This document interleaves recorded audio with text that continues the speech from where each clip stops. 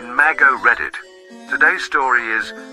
My mother abandoned me as a baby, and 32 years later she offered me money to continue hiding.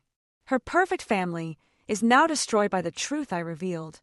32 years ago, I was left abandoned in front of a church. As I was told, they tried to locate my biological mother, but they were never able to find her. I ended up in an orphanage associated with the church, and I was fortunate enough to be adopted when I was 9 years old.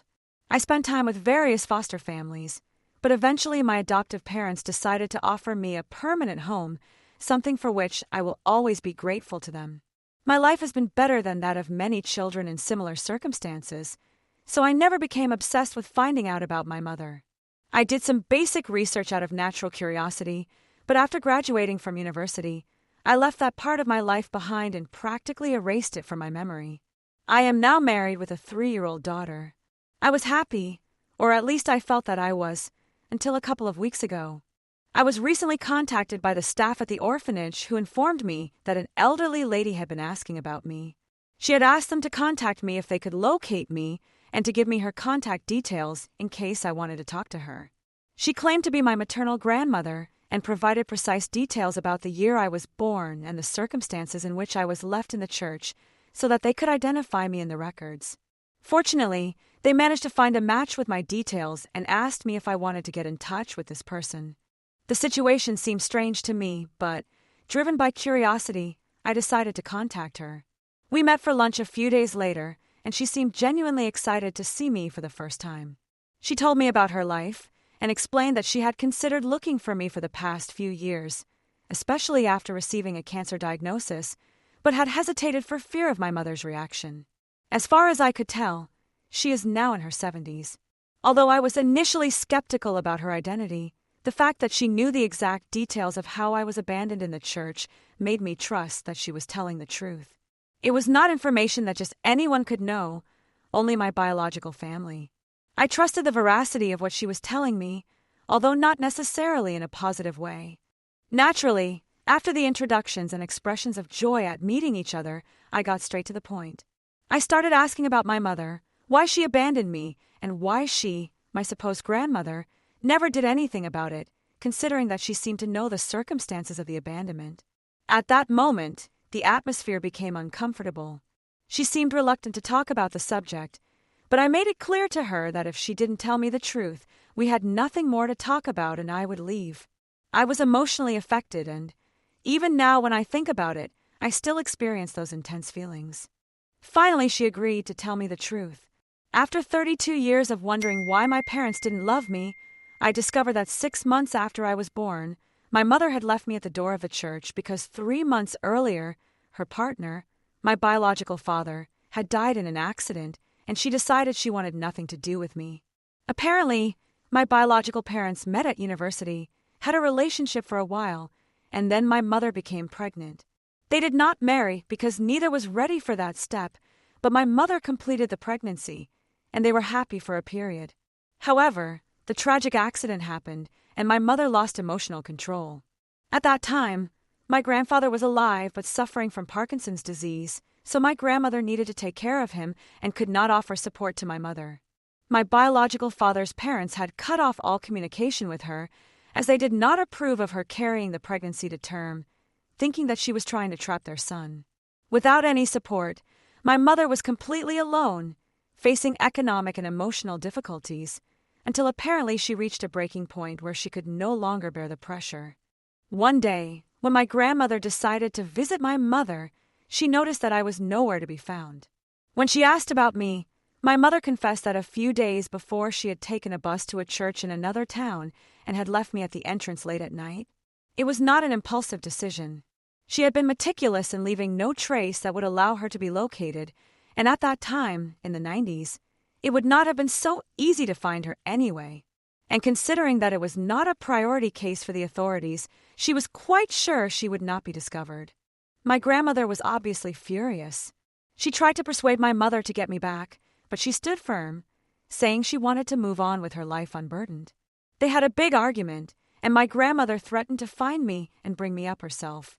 My mother replied that if she tried to do that, I would never forgive her and would cut all ties with her. So that's what happened. They never tried to find me.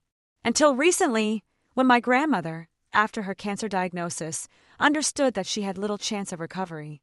And before she passed away, she wanted to meet me at least once. There she was now, revealing the truth about my situation to me. After that encounter, I simply didn't know what to think of myself, so I distanced myself. I didn't speak to her for several days. She had my contact information, and I had told her that I would get in touch when I was ready. But first, I needed to process everything she had told me. After a few days, I got in touch with her. I demanded full information about my mother so that I could contact her because I needed to close that chapter of my life. My grandmother was reluctant at first, but I explained that it was absolutely necessary for me. After thinking about it for a few days, she finally provided me with my mother's contact information.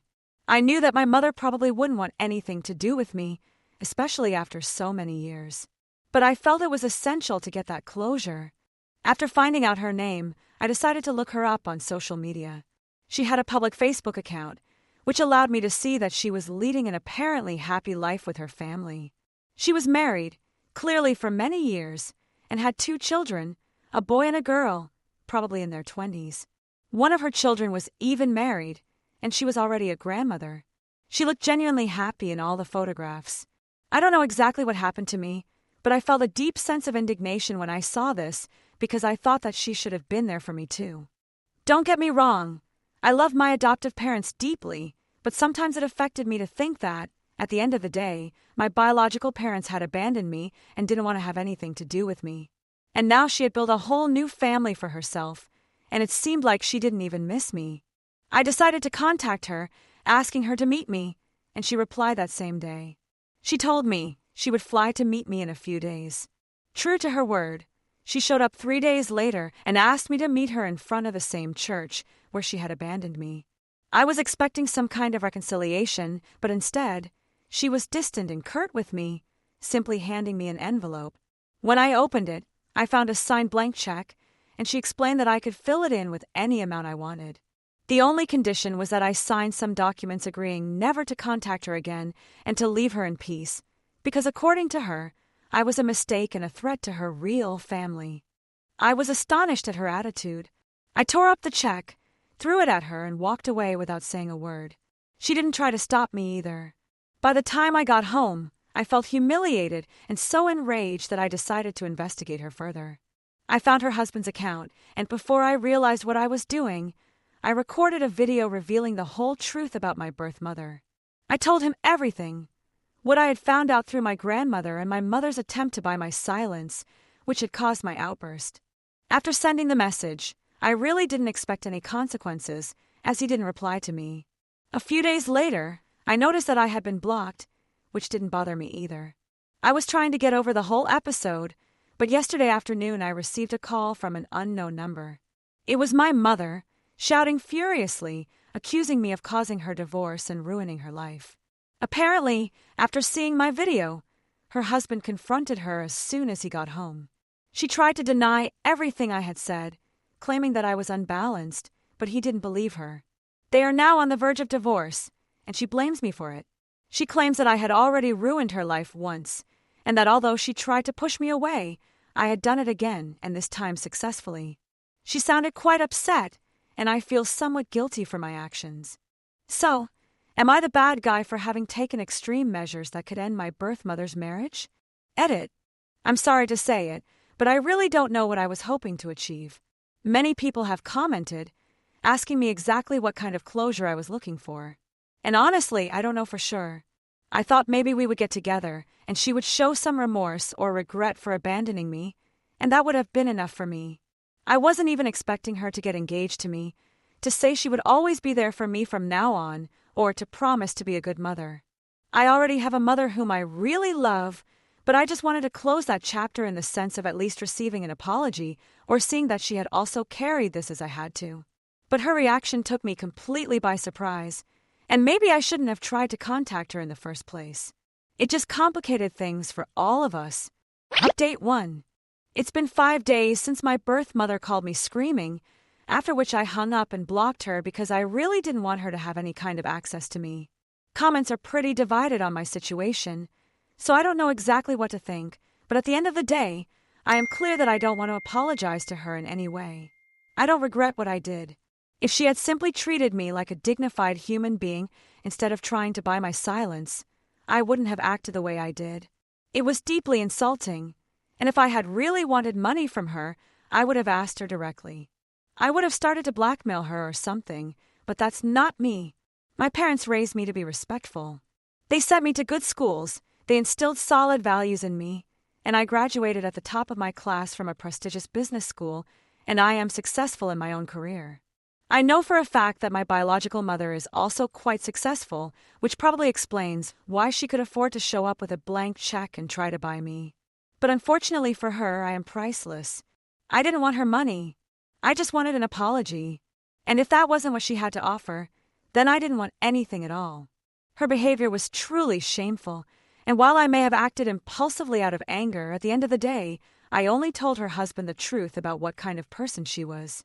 And if the truth makes her seem so bad that her husband, who has spent so many years with her and has had children with her, wants to leave her because of it, I really don't think it's my fault. I think it's entirely her responsibility. She should reflect on her own mistakes instead of blaming me for everything. Anyway, even if I'm wrong about this, I'm not going to apologize, especially after everything I've found out about her in the last few weeks. I'm tired of this situation. On the other hand, my grandmother has kept me informed about what's going on with my mother. I've had mixed feelings about keeping in touch with my grandmother, considering what she did in the past. On the one hand, she is the only one who bothered to look for me. My mother didn't, and I can't ignore the fact that, even when she could have, she didn't try to rescue me. Of course, I am very grateful for the life I have, but it is also true that I am one of the few lucky people in these circumstances. They couldn't know what the future would hold for me. They probably didn't even know if I would survive the night my mother abandoned me. And they never bothered to find out until now. These are things I can't erase from my mind. They could never be sure that I would have a good life. It's just a lucky coincidence that I did. So I can't just forgive my grandmother and pretend that everything is fine, because it's not. However, I have kept in touch with her because I want to know what is happening with my mother. It may be a petty reason for maintaining communication, but it is a reason, nonetheless. Besides, I also feel compassion for this woman because she has expressed to me countless times that she regrets everything that happened in the past. She constantly tells me that she wishes she had rescued me that night to take me home with her and raise me, even if it would have meant losing her relationship with her daughter. She should have learned that lesson instead of prioritizing my mother. Because now she has lost her relationship with her daughter anyway, as my mother is furious with her for contacting me and jeopardizing the perfect life she had built for herself. So she could have made the effort and had a good relationship with her granddaughter. But it's too late now. All she can do is regret the past and try to build a better future. She really doesn't have anyone else apart from my mother. She's not close to the rest of the family, and now, after her cancer diagnosis, she's become even more lonely because, for some reason, people don't visit her as much. So, regardless of what has happened, I feel sorry for her because it's clear that she's not having a good life. Call it karma, or whatever you like. I feel sorry for her, but I don't feel sorry for my mother. She deserves everything that's happening to her. And if her husband really goes ahead with the divorce, I'm not going to feel sorry for her either. Update 2. Many people have asked me how my husband and my adoptive parents reacted to the whole situation. I realize that I have been so focused on talking about my mother and my grandmother that I haven't mentioned anything about them. That was my mistake. Here is what they all think about the current situation. I have been completely open and honest with everyone and have not hidden any details from them from the start. My husband and my parents had very different reactions to all this. I will talk about my parents first. They are not exactly happy with what happened. They told me that I should not have contacted my biological mother's husband because revenge would only give me satisfaction for a few minutes at most. But in the end, it wouldn't benefit anyone. My parents are very kind people, so I understand where that reaction comes from. I explained to them that I acted in a moment of intense anger, and I recognized that maybe it wasn't the most appropriate thing to do. I'm not particularly proud of it either, but I don't really regret it either. My mother is a terrible person, and I feel she deserves what she's getting. In the end, we decided that since it was already done, there was no point in talking about it anymore. They have a different opinion, and I have another. And if we don't agree, it's perfectly fine. We didn't let it affect our relationship. We discussed it, and they understood my point of view, just as I understood theirs, and that was that. We resolved it in a pretty healthy way. And although they had a different reaction to my husband's, all is well. As for my husband, you can probably imagine that he was very pleased with what I did. He told me that given my mother's behavior, she deserved it. If she didn't think I was going to retaliate, then she was naive because she had avoided the consequences of her terrible actions for 3 decades. It was time for her to take some responsibility and face repercussions for what she had done. And this was not a problem that could simply be solved by throwing money at it. It doesn't always work like that.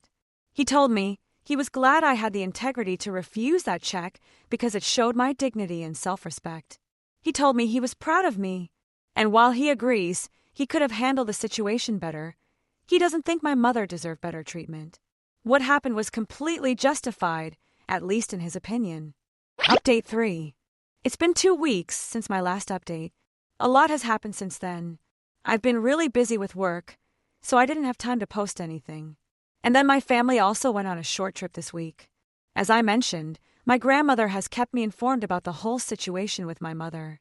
My relationship with her is still complicated given the circumstances. And I don't think that at this point anything I can say or do can resolve the mess that has already been created. I've simply accepted it. I don't want to eliminate her from my life. I don't have the heart to do it, because I know she doesn't have much time left. She probably only has a few years left. Her health is not good anymore. In addition to cancer, she has other medical conditions that complicate her situation.